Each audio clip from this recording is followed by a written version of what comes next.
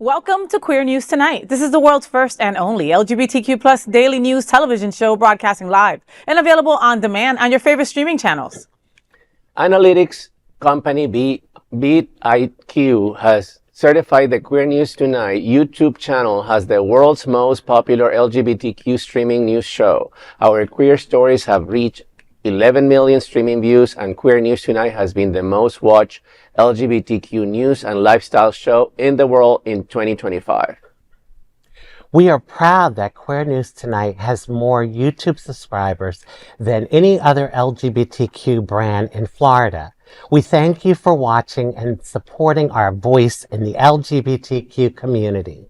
There is no other news program in the LGBTQ world like Queer News Tonight. That's right, Rajee. It is Wednesday, August 27th. We are live and literally out of the closet and into the headlines. So many of your important stories we'll tell this evening on Queer News Tonight.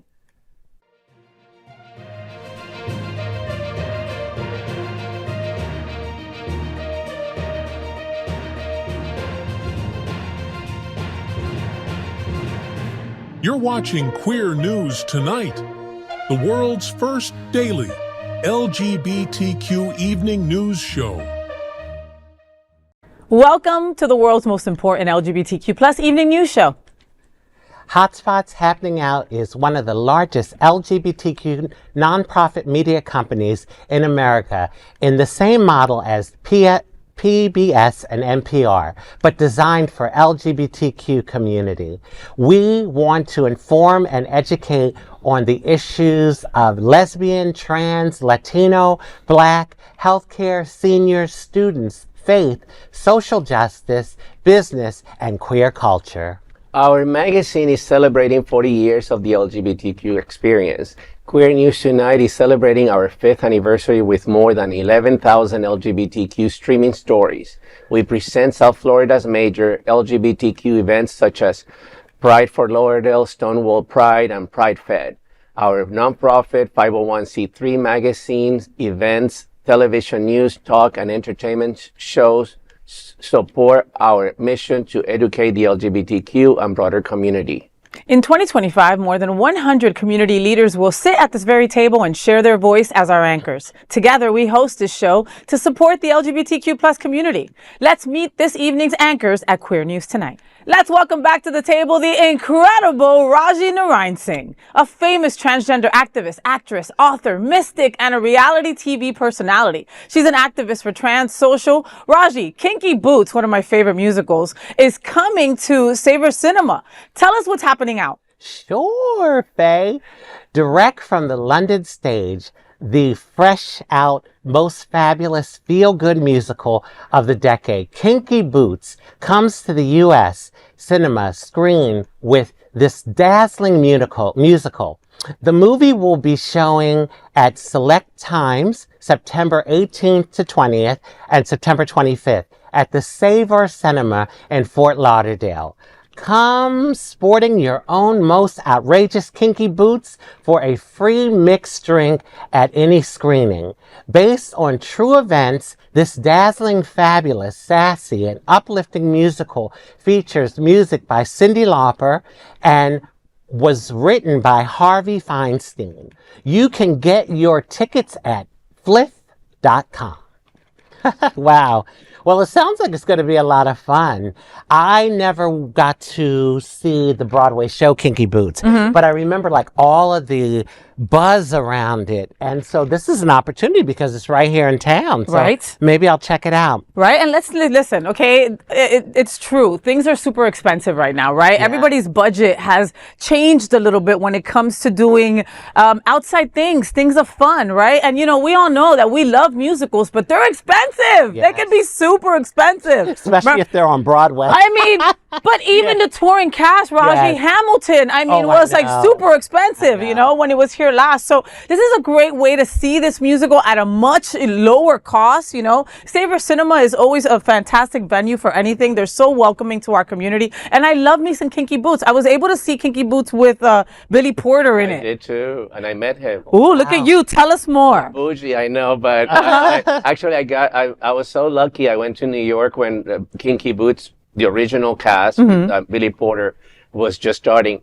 And I actually got to meet him to sign my playlist that's at the so end of the nice. show. Yeah, is that what we're calling it these days? Signing my playbill? Oh, you meant actually the playbill. Okay. Playbill, yeah. So Sorry. it was actually for real. Everybody waits outside, and I got a picture with him. Actually, I have a picture with him. He was very nice. He was very nice with everybody that was waiting there. That it was starting to play in New York, so it went on for a long time. Yes, it did. With him and Yes. then with other actors after that. But it's a great show. It's an amazing show. So what a great opportunity, Yeah, it's a right? great opportunity to show it to everybody.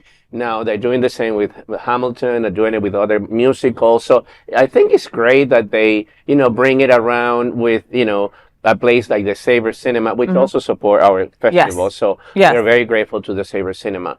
And to bring Kinky Boots with Cyndi Lauper's music. It don't get no better. Amazing. It's an amazing. It don't get no better. And like you said, what a great opportunity to go and check out the Savor, Savor Theater. Savor Cinemas is amazing. They always have events like this going on. So if you don't follow them on social media, make sure that you do, because honestly, how fun. Like I am so excited to get the crew together and go see Kinky Boots. I got to go get some boots now.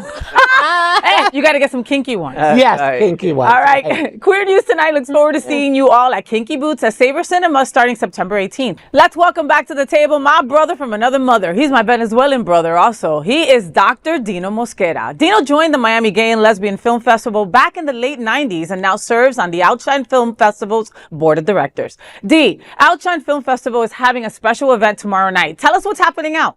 Yes, absolutely. The Outshine Film Festival is presenting one of their cocktails and cinema nights tomorrow at the Paradigm Cinemas at the historic Gateway in Fort Lauderdale, starting at 7:30 p.m. The event will feature the film Twinless, a story about a young man who returns home for the funeral of his gay twin and the relationships he builds in his grieving. The event features an hour of free cocktails after the film while you mingle with your fellow filmgoers. You can find out more at outshinefilm.com. I saw it last night. We had it in Miami Beach last night, and we're having it tomorrow here in WIlton Manors.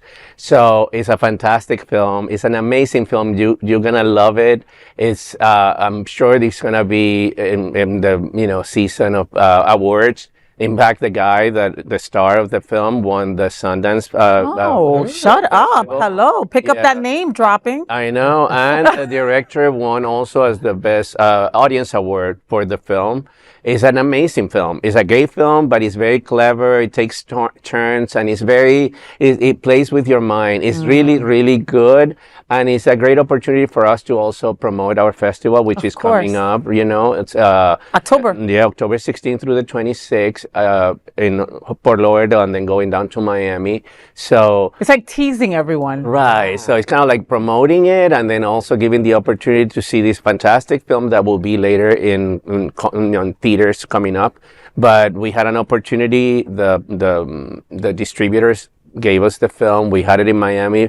Full house last night. We hope tomorrow will be the same here at the Gateway, and we know it will because people here keep up and they want to see these films. Yeah. Well, because people want to see themselves, right, Rajee? Come on, think about it. You could be a gay twin. Your twin can be gay. He could die. You could have to come home and deal with all that crap. And right there, this tells the story and of that. it's funny because I was friends with two identical gay twins when I was growing up. So, it's the reality. I used to date two twins. Well, you can call it date, yeah, but no. I used to do one of them. I used to one. And by mistake, you did the other one. No, I wanted to, but it never happened. It was just one, and it went on for a while. But yeah, that was my dream. Wow. And I love Outshine because, our stories aren't told enough.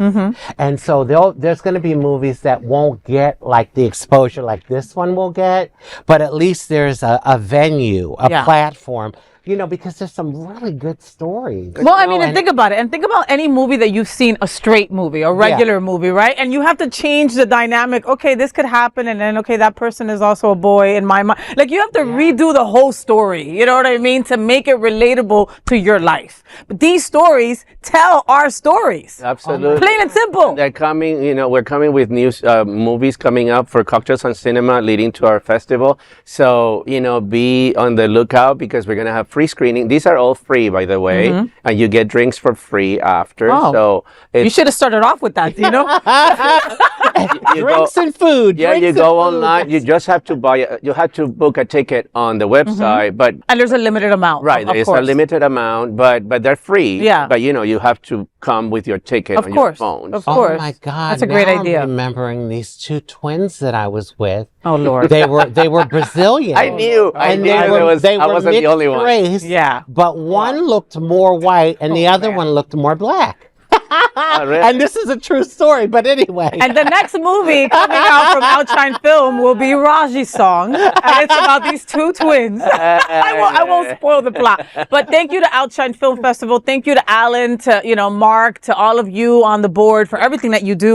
I'm loving it even more that you give us little pieces. Like we're following little trails of goodness till we get to the festival in October, with cocktails and cinema. And I'm loving every moment of it. So Queer News Tonight looks forward to seeing you all at the Cocktails and Cinema showing of Twinless tomorrow, August 28th. And of course, let's welcome tonight's lead anchor, FayWhat. She is a legendary events host, television and radio personality, my sister, and the host of Hotspots, Happening Out, the FayWhat show. Faye, Lantera FL is presenting their Come As You Are Turnabout. Tell us what's happening. I love Lantera and Rex. I love you guys. Okay. So Lantera Florida FL is a group born out of a collective passion for and personal connection to mental health. All right. On September 13th at 6 p.m., they're going to be hosting their Come As You Are Turnabout at WIlton Manors. Swap roles, defy expectations, and revel in a night of unexpected fun. It's a unique experience where everything gets turned around and a night of surprises and laughter. Your attendance and support at Come As You Are Turnabout will help us raise funds, but also send a powerful message of unity and acceptance. You can find out more by following Lantera FL on Facebook or on Instagram at Lantera FL. I love what Rex Rogosh and the folks over there at Lantera are doing. They are raising funds for mental health, man. Everybody knows it, especially in our community, right? I mean, we're marginalized. We weren't hugged enough. Us are coming out. We have trauma. We have all kinds of stuff going on, and mental health is so important, yet there's a stigma to getting help. Yes, there is. Yeah. And so Lantera is trying to put together events like this. Come As You Are is basically come how the hell you want. They had a prom a couple of months back, and it was an 80s prom, and me and Teresa dressed up like the Breakfast Club. Yeah. It was cute. Right? So, I'm following anything that they're doing, because the cause is real. The cause is close to my heart, close to all our hearts. Yes. And events like this are so important. Yeah, I know I wouldn't be sitting here if it wasn't for me getting mental health care. I would not be. If it wasn't for that and my spirituality, those are the two things that really have sustained me through all of my hardships that I've been through. And so mental health is so important. I've dealt with PTSD, agoraphobia, and I love people, but I'm just scared about how they're going to react to me and how they're going to treat me, and depression. So I bit the bullet for a very long time, and then after a while, I was like, oh my God, I need help. Yeah. I need help, and that's when I went and got it. And let me tell you, it's nothing like a good therapist. You got to get the right one, because if you get the wrong one, they might send you to the cuckoo house and you might end up committing suicide or something. But it has to be a perfect fit. But once you find that therapist for you, oh my God, it can make all the world of a difference. I think it's so important that we're talking more and more about this, and people are normalizing talking about, mental health. Yeah. And it's very prevalent in our community, particularly, and things like what you just talk about, depression. A lot of us go through that, even not only when we come out of the closet, but currently with the current state of affair and all the persecution that we're living daily. Yeah. There's a lot of that in our community. You turn on the TV and automatically you're just a little bit more depressed than you were. Oh, yeah.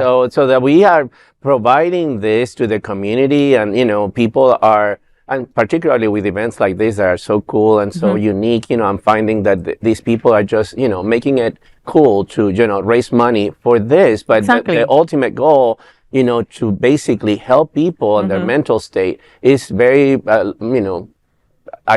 give kudos to the Lantera Right. FL. Yeah. 100%, 100%. And listen, like Upside Down Day, I sometimes feel like we're in Upside Down Day every day since the current administration took office. So to have an event that is kind of like backwards, upside down, like I'm going to delve into that. Like maybe I will show up like a butch lesbian or There you something. go. You know what I mean? Like just like, Oh, just like, live a little. These Oh Dino, live a little. Faye, you gave me an idea. What? I think I'll show up as like a homeboy from the There hood. you What? Hey, see, we're getting there. I don't know what I'm gonna do with these. I have to really. We'll tape them up. We'll tape them up. We'll find something. Don't worry. I got you. All right, so Queer News Tonight looks forward to seeing you at Lantera FL's Come As You Are Turnabout on September 13th.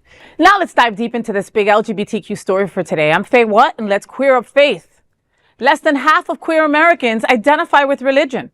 A new poll from the Pew Research Center shows that queer Americans are less religious than their straight counterparts and are more likely to have negative views of religion. Both groups tend to have equal feelings about spirituality, however.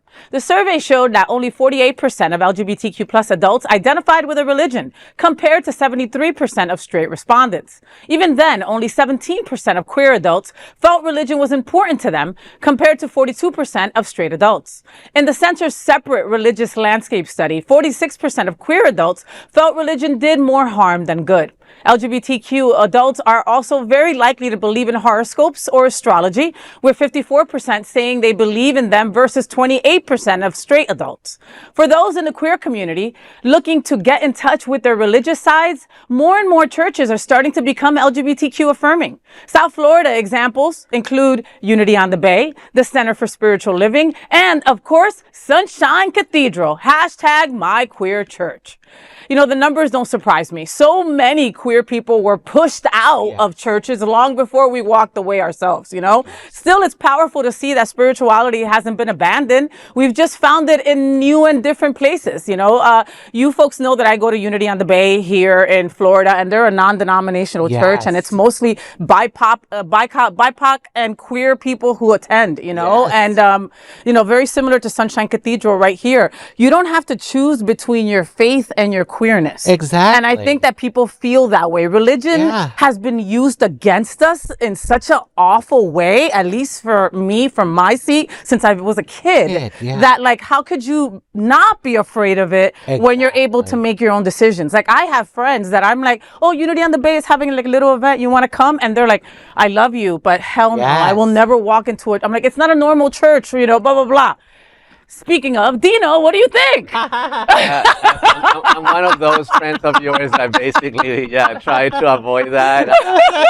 And I have the trauma, you know, the trauma. And the trauma's real. Growing up Catholic, you know, in a different country on top of that, where, you know, they take it very seriously. Listen, Catholicism is the head of everything when it comes to Venezuela, Colombia, places like that. I mean. So I grew up with that, and, you know, and even trying to reconcile with that here, because I went through a period where, you know, I tried.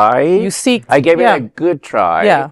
But then, you know, run into the intolerance of the Catholic Church against, and, you know, this is the time when where the scandal of the, you know, child abusers in the Catholic Church, all this was happening, and they were still going after the gays for some reason. So I just stay away. I have to say, I stay away. Okay, but you said you're staying away from Catholicism or Catholic churches. Why wouldn't you seek out a more queer-based institution? I think my spirituality has grown, and I embrace that, and I stay away from. You're still weary about it. Yeah, from organized religions. I just try. I mean, I'm respectful, and here you find other avenues, like you just, you know, Sunshine Cathedral and Unity by the Bay, where there are other opportunities for you. Probably I haven't given it enough try, but you have other options. Where I come from, there was no option. This was the only one. Yeah. And you basically was that, or you were. And if you didn't, you're also looked upon in an awful way. Like I know people that pretended, you know what I mean? That just pretended because they were living in this country with their, you know, family, and that's all they knew. You know, they did the rosary before they went to bed. They did that was part of, you know, their life. Yeah. You know? I think that really, ironically, LGBTQ people are some of the most spiritual people on the planet. Because we have to be, maybe? Yeah, in order to survive and sustain. I mean, you say that's what saved you. Yeah, that's one of the things that I believe has me here today, sitting next to you two.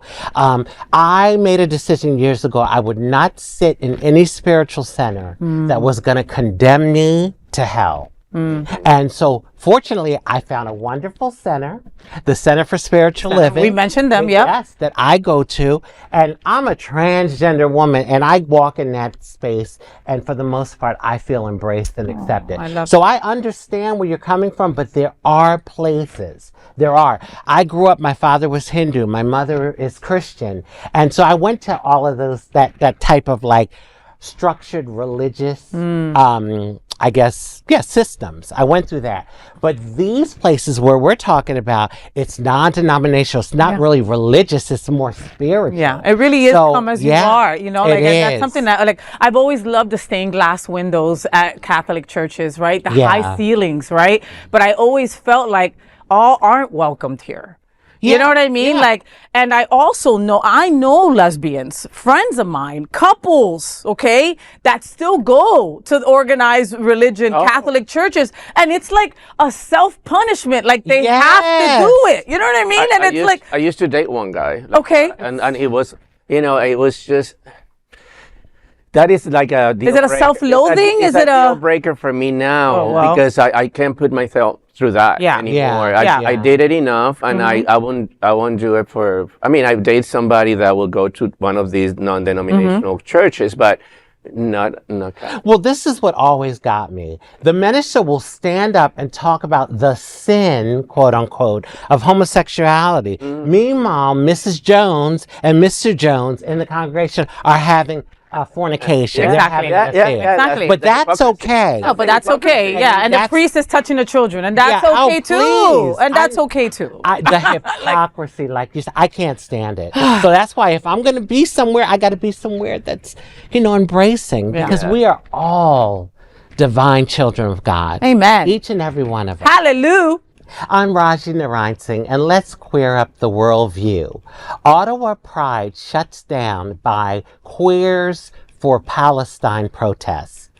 The continued attacks by Israel on Palestine have sparked protests worldwide. Last year, Capital Pride, the producers of the event, had posted a letter condemning the attacks on Gaza as, quote, acts of terrorism, end quote. The Jewish Federation of Ottawa called the letter anti-Semitic and boycotted last year's event. The letter also led to the withdrawal of support from Ottawa's mayor, Mark Sutcliffe, as well as other sponsors. The message of support of Palestine had been quietly removed this year from the Pride website. This was noticed by the group Queers for Palestine, who organized the protests during the Pride Parade, blocking its progress. The group called for Ottawa Pride and Mayor Sutcliffe to join the long-running boycott, divestment, and sanction campaign against Israel, and to stand with us and all oppressed people, including Palestinians. A press release from the group stated, quote, we are in the parade today to affirm very clearly that our pride is not for sale, and that 2S LGBTQIA plus communities will not accept sponsors and elected officials dictating what we stand for, how we celebrate ourselves, and how we claim our space, end quote. The protesters and Pride organizers were unable to come to an agreement, leading to the cancellation of the parade. Capital Pride had been receiving calls for at least a week before the event to reinstate the message of support for Palestine. It wasn't until after the parade had been canceled that the Pride organizers said the statement had disappeared due to, quote, refresh, end quote. of the website, and that the group still stood behind the original message. Refresh, Rajee, refresh. I get so heated. Like, I was getting heated reading the story because I am not anti-Jew at all. But what I get so infuriated about is that these Zionist Jews, right away, it's like a bullying tactic. You come out in support of the poor people of Palestine, especially the innocent people, because I don't want to hear Hamas, Hamas, Hamas, Hamas.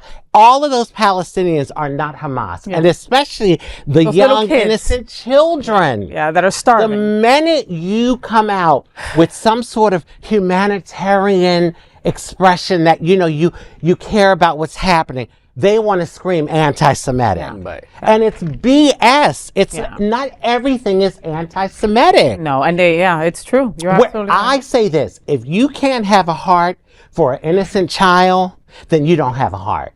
Because when we were all children, did we have control over what our parents did? No. We were born into our family unit, and it is what it is. Yeah. Like, you dealt with it. Yeah. So those kids are innocent. And not only the kids, there's the old people that are suffering, a bunch of folks that aren't connected to Hamas. Yeah. I would love to see a peace, but I don't know if it's going to happen in our lifetime. Because this has been going on Forever. And it scares people to have their own opinion or to speak out or to help. You know what I mean? When if you say anything pro-Palestine, you just say Palestinians are dying or starving right now, someone will say that's anti-Semitic, and it really isn't. It really isn't. No, it's stating facts. The word genocide, which has been used too, Yes. But the thing here, the problem that I have, like you say, is that there is no distinction that you could be against the policies of the Israeli state, the government of Israel, and not against the Judaism and the religion. I have nothing against the Jews, like you said, the Jewish religion. I have lots of issues against Netanyahu and his government, his extreme right-wing policies that basically he's taking all these measures to avoid going to jail, basically, because he knows that if he loses, he's going to jail. What he's doing to Palestine is unheard of. It's something brutal. And like you said, you don't have to be Mother Teresa of Calcutta to understand that he's killing these people. And, we cannot allow this to happen. We have to raise our voice. But if you do, then there is this cancel culture, especially here in the U.S. Yes. This is here in the U.S. Yes. Okay? 100%. And I'm so happy to be a part of this news station, because what I noticed with the media, a lot of the media, the reporters, if you notice, they report very lightly. Very lightly.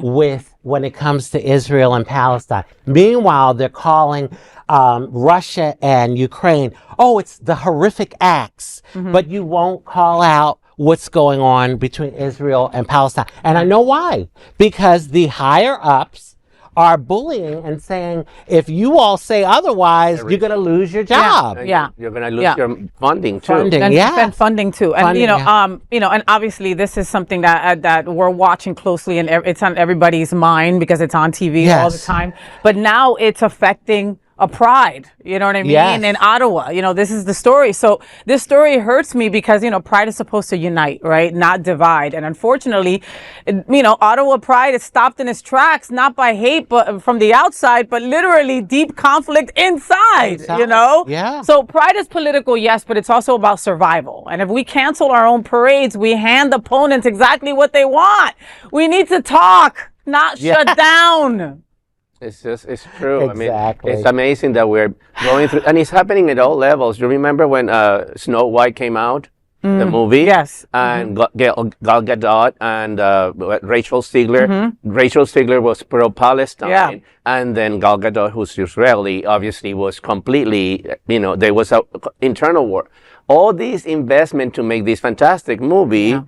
Just went down the drain because the cancel culture, obviously. Culture is real. Yeah. Listen, I don't know if you remember real quick, Whoopi Goldberg. I love Whoopi Goldberg. She's very talented. She's on The View. So a few years back, she made a comment that being Jewish isn't a race because there's Black Jews, like, It's a Ethiopian religion. Jews. Yes. Ethiopian Jews. There's Arab Jews. There's Venezuelan Jews. They lost their minds. They suspended Whoopi Goldberg for 2 weeks over that comment. Wow. And it's like, she's speaking the truth. There's all type of Jews. So now you question, well, wait a minute, is this like some sort of white supremacist Jewish thing going Rick on? Sanchez, remember Rick Sanchez from Channel 7 here? He was completely canceled. And this is before even cancel culture came about back in the day, because also he, at CNN, he was in CNN back then. And they canceled him, and they basically fired him from CNN for making some comments also. He did it on a Friday. By Monday, there was no Rick Sanchez show.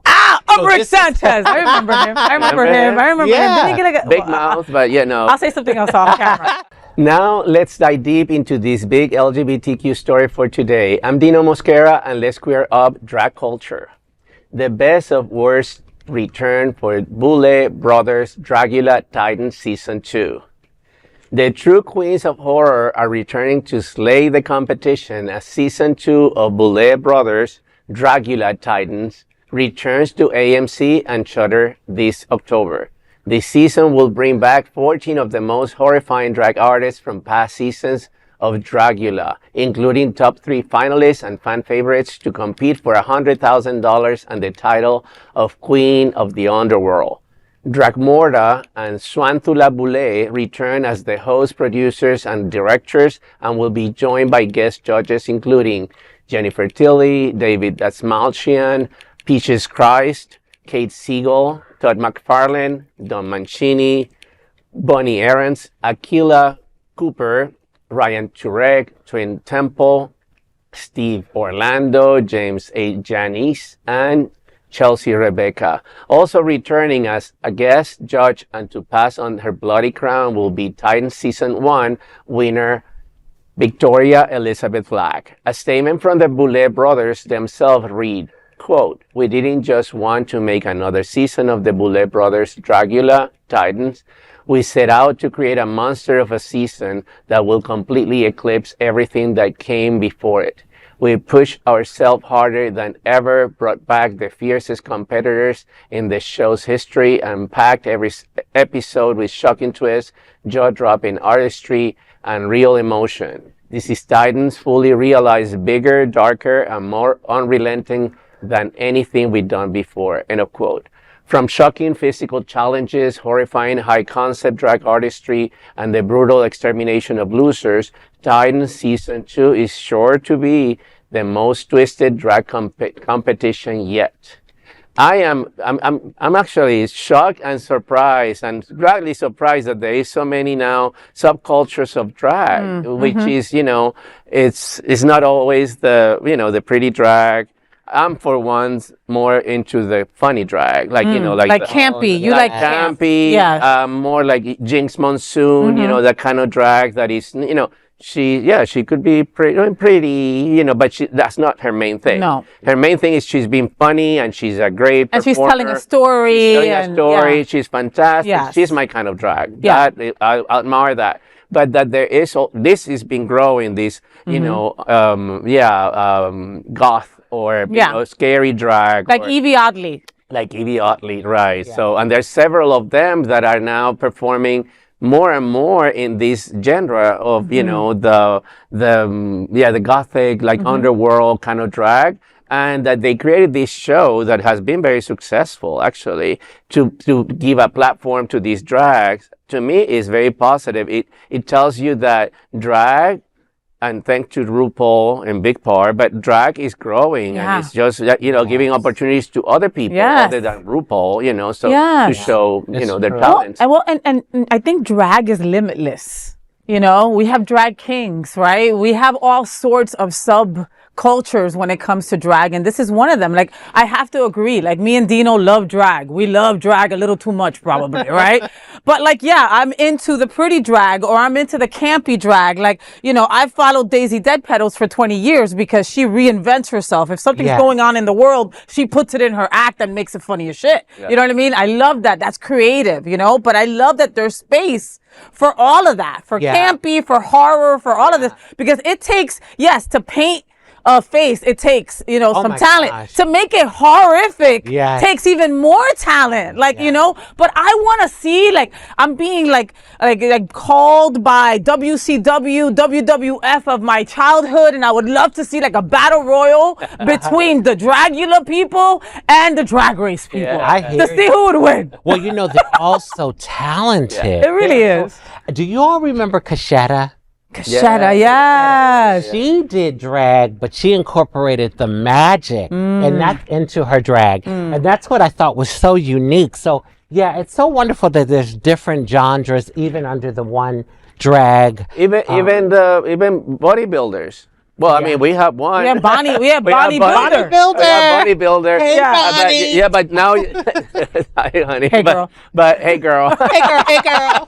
But yeah, there is a space for guys that are more masculine and more, Yes. To do drag. Yes. This was unheard of. Yes. When RuPaul started 17 seasons ago. There was none Unheard of of. that. Again, but even we mentioned Evie Oddly, when she would take out her tongue and like dress like that, I'd be like, oh my God. But at the same time, you're like, coño, what talent. You know what I mean? Like you can't, it doesn't matter what your favorite kind of drag, you've got to. Sharon Needles, remember Sharon Needles? Yes. She won the RuPaul's. Yes, and she I think blew them away. I think it started with her. She started this It's true. very unusual, You're very right. atypical drag. You're and right. It took off from there. And it took off, yeah. So Boulet brothers, keep on doing what you're doing because we're watching. You just acquired 3 more people because I have to see what's going on, especially for what they were talking about, the extermination of losers. I gotta find out what that means because in a gay mind, that could go into a wonderful place. So I'm looking forward to that. Now let's dive deep into this big LGBTQ story for today. I'm FayWhat, and let's queer up the world view.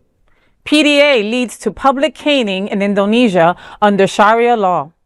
The country of Indonesia is a majority Muslim nation spread across a chain of islands between the Indian and Pacific Oceans. Despite roots in Islam, of the 38 provinces of Indonesia, only one has criminalized homosexuality. The province of Aceh has implemented Sharia law, punishing homosexuality with up to 100 lashes and up to 100 months in prison. The law also allows citizens to turn in others for investigation. This was the case in June when 2 young men, ages 20 and 21, were caught hugging and kissing in a public restroom. Despite not having sex, they were found guilty of violating laws against same-sex relations and were publicly caned on Tuesday as part of their punishment. They received 76 and 82 lashes, with the young man accused of instigating the act getting the extra lashes. Amnesty International's regional research director, Monstead Ferrer, issued a statement saying, quote, "This public flogging of 2 young men under Aceh's Islamic Criminal Code for consensual sex is a disturbing act of state-sanctioned discrimination and cruelty. This punishment is a horrifying reminder of the institutionalized stigma and abuse faced by LGBTQ plus individuals in Aceh. Intimate relations between consenting adults should never be criminalized. Punishments such as flogging are cruel, inhumane, and degrading and may amount to torture under international law," end quote. The law was first used in 2017 against 2 men accused of consensual sex and has been used against dozens of others since. Imagine being whipped in public just for hugging and kissing the person you love or just maybe That's the cruel reality right now in Indonesia, in Aceh, where these 2 young men had to endure these lashes earlier this week. Let's be clear. This is torture. It's state-sponsored torture.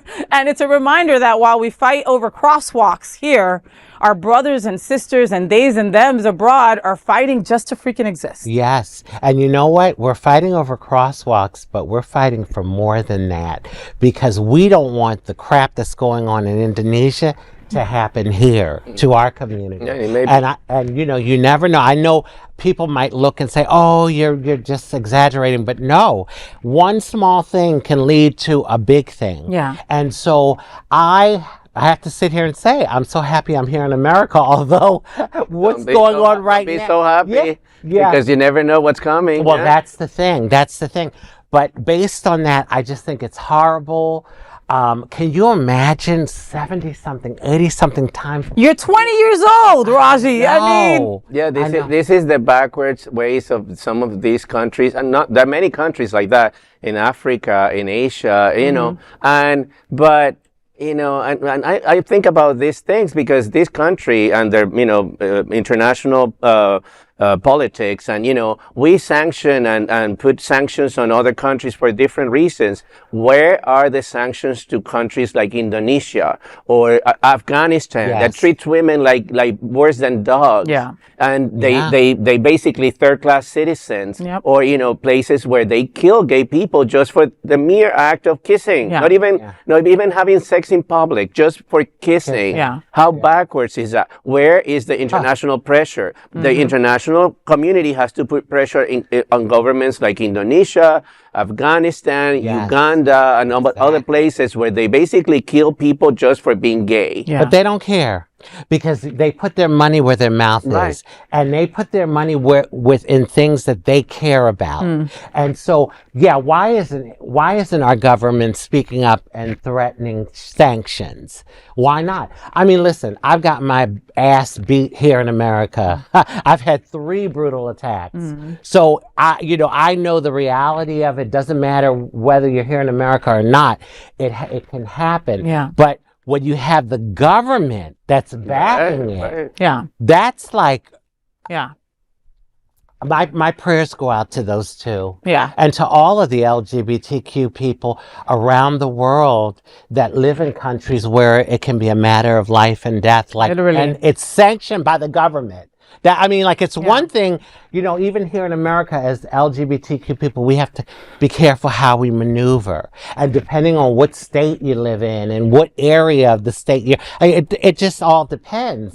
But, we deal with all of that, but it's not sanctioned by the government yet. Not yet. Because there are people that are calling for it to go back to when homosexuality was criminalized. You know what I mean? There are people that are asking for that to be one of the topics on the floor, to be spoken about in the future. That's so we're not, we're not far from it. The fact that they're even looking at overturning a Burgerfeld, that means that we're not close to, that we're not far from it. The fact that I don't have decisions over my own body tells me that we're not far from that, Rajee, So scary times. America's, it's obvious. Racist. America is still very racist and still very misogynist. Misogynistic. And homophobic. And transphobic. And transphobic. And all the phobics. And all the phobics. You're just all scared. Now let's dive deep into this big LGBTQ story for today. I'm Rajee Narinesingh, and let's queer up South Florida and Florida. Lil Nas X could be charged with 4 felonies following alleged drug overdose and arrest. In the early morning hours of August 21st, police received reports of a man walking through Studio City in Los Angeles wearing just underwear. TMZ later released a video showing the man, rapper Lil Nas X, walking down the street wearing underwear and cowboy boots while singing, dancing, and making incoherent statements. When police arrived, they claimed that the musician charged them and punched an officer twice in the face. He was cuffed and thrown on the ground before being arrested. He spent 3 days in jail before paying $75,000 bail and was ordered by the judge to attend 4 Narcotic Anonymous meetings per week. Now he could be facing up to 4 felony charges for battery against a police officer. Lil Nas X's lawyer, Drew Findings, spoke outside the courthouse saying, quote, "He's never been in trouble for a split second in his existence. We're not going to let one little event change the trajectory of his amazing life.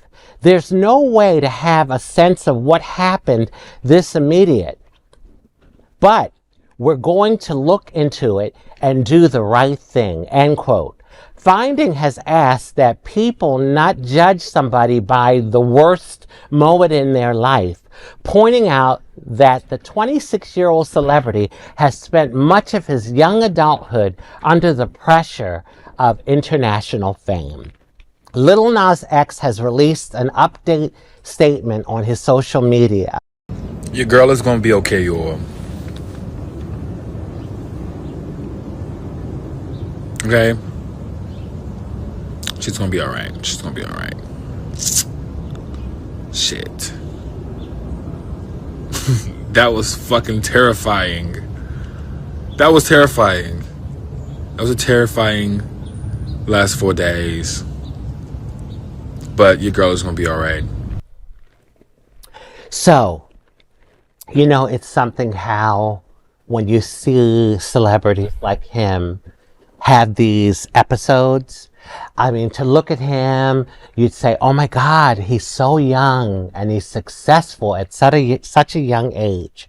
He has all this money and fame and, notoriety. He has such a great following. Everything that you would think would make a person so happy and have a joyous life and be okay, but you never know what a person is going through. And this is what this story says to me. Like, someone can look like they have it all and they're going through so much pain inside. And then eventually it comes out. I mean, look at Britney Spears. That's what I thought of. Yeah, Britney Spears. And look at the woman, the handbag woman. I'm losing Kate her. Spade? Kate Spade. All that money and so successful, and she killed herself. She killed herself also. So, I mean, you just never know what someone's going through. Dino, what do you think, baby?